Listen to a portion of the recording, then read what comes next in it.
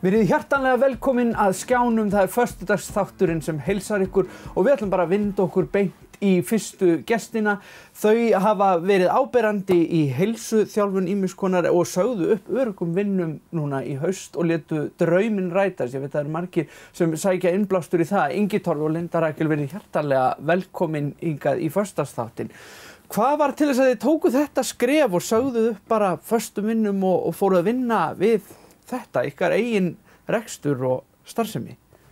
Þetta náttúrulega svo sem bara verið æsku draumur að eiga sitt eigið fyrirtæki, kannski byrjaði þar. Já.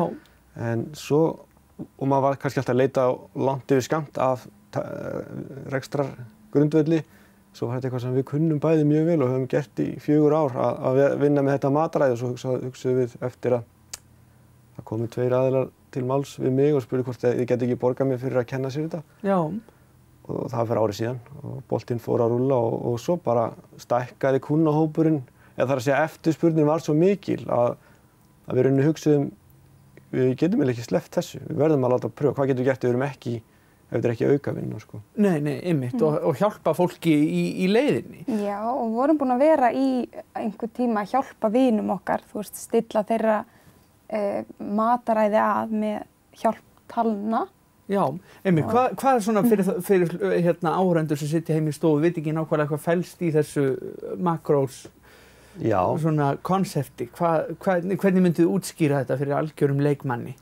Þetta snýst í rauninni mælanleika og að við þekkjum það kannski öll að fylgjast með kaloríuinntöku, það svo sem þekkt og gamalt og en þetta skrefinu lengra þar sem við erum að fylgjast með og mæla næringarefnin, kolvetni, prótín og fitu sem eru þá í rauninni bara makrós á ensku og hver og einn þá í rauninni með sér útreiknaðar tölur miðað við þeirra markmið og hreyfingu og aldur og kyn og þannig að það svona verið að stefna að hitta á ákveðnar tölur í þessum næringarefnum og það það sem gengur út á, þannig að þú þarft að vigta og mæla og skrá í ákveðin tíma til þess að skilja hugmyndafræðinu sko. Hugmyndafræðinu bakvið. Þannig að þetta er svona aðeins flóknara heldur en bara hitaeiningarnar, en það skiptir náttúrulega eðlilega máli samsetningin á þessum næringarefnum sem við erum að fá inn. Já, og sérstaklega eins og með íþróttafólk sem oft bara að borða allt og lítið til dæmis á kolvetnum. Já. Fólk sem í hlaupum, hjólum, fótbolta, bara allar íþróttir. Að það svona að borða rosa mikið prótein og svo vantar kannski kolvetnin á móti. Já. Já, af því að það að vera bara að trakka kaloríur svona svipað eins og trakka bara kílómetr í staðinn fyrir metr. Þú kemst kannski ekki enn til að leiðarendi eða þú ert bara með kílómetra hugsunna sko. Nei, það gefur kannski ekki alveg rétta mynd af öllu sem þú ert að gera. Einmitt þannig og þið takið þetta skref í haust, bara í miðju COVID. Já. Já. Það er svolítið skemmtileg tíma, ég veist að það voru ekkert margir á þeim tíma að hugsa að söðlum og ætla bara að henda sér út í djúpulaugin í eigin rekstur á þeim tíma. Nei, við bara, þetta vatt svo upp á sér hratt, þetta var eins og kórnuvírusinu, þetta bara fór út allt. Já. Þannig að við eiginlega gátum ekki sleppt og Lindi er náttúrulega dúer, ég þengarinn sko og svo þegar maður partnerar upp með dúer þá verða rosa, hún mjög hvetjandi sko, þannig að hún ber ábyrgð á þessu eiginlega sko, að ég hafi þorað af því að hún hvergi smeyk sko. Nei, einmitt, frábært og þið voru að segja mér fyrir viðtalið bara í júní voruð þið komið með biðlista út nóvember. Já, þá sáum við vorum alveg með ekstra grundvöll til að reka þetta áfram. Já. Þá vorum við allavega safe fram að jólum. Það var svona, janúar alltaf að sprengja.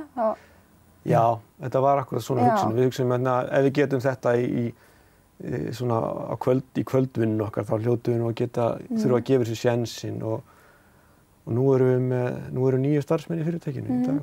Já, þetta er ansi fljótt að vinda upp á sig. Og er þetta ekki bara sko algjör draumur að geta unnið í fullu starfi við þetta? Jú, það er eiginlega bara þannig. Við erum með frábæra kunnahóp og við erum að vinna með bara þvílíkum gullmolum sko, sem að styrkja okkar fyrirtæki. Já, mjög gott starfsfólk hjá okkur. Já.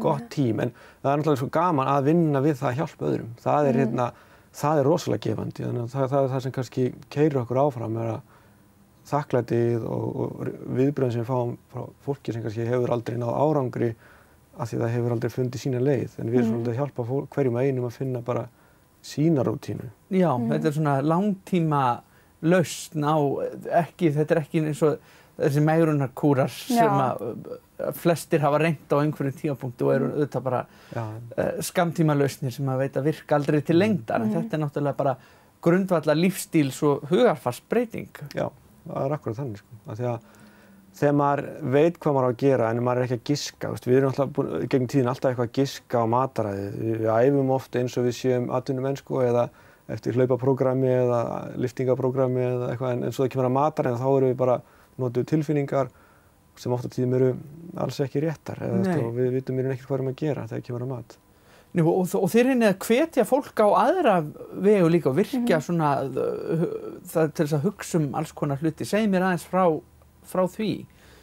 Við setjum þjálfunum upp þannig að við erum með bara skjal sem viðkomandi fær og þar eru alls konar svona áskoranir. Af því það kannski ekki alveg nóg að ætla að breyta bara mataræðinu, oft þarf að breyta gömlum venjum og koma inn með nýja hluti og líka bara skora fólk að pröfa eitthvað nýtt. Þannig við erum með alls konar verkefni sem að huga bara þakklæti og heyra í gömlum vinum, setja sér drauma eða hugsa gamla drauma og við erum að fá skemmtileg viðbrögð þar að fólk kannski að hugsa gömlu draumana og síðan að láta verða af þeim. Í bara miðju prógrammi fáum við að heyra að það sé búið að skrá sig í þetta og hitta því að það hefur alltaf dreymt að gera það en aldrei látið verða af því. Það kannski leiðum maður að byrjaður að breyta einhverju þá munar mann ekkert að bara láta vaða á öðrum vígstöðum líka.